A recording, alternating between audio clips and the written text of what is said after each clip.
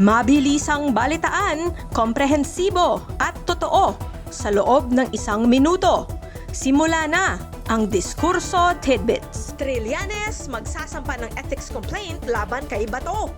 Gaano katagal nga ba kasi pwedeng mag-absent ang isang senador?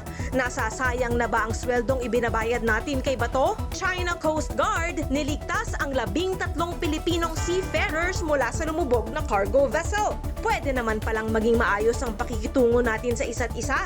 Sana ganito palagi. Pagproseso sa visa ng mga Pinoy nurses patungong US, bumagal. Dahilan upang maantala ang pag-alis ng daan-daang healthcare workers. Ang dami pa ring umaalis ng bansa. Kung sapat kaya ang kita dito sa Pinas, madami pa rin ang aalis. Zaldico gusto daw tumistigo laban kay President Marcos kung matutuloy ang impeachment case. Maghuhugas kamay kaya siya o gusto lang idamay ang lahat ng pwedeng idamay? Balitang mabilis, komprehensibo at totoo. Yan ang Diskurso Tidbits.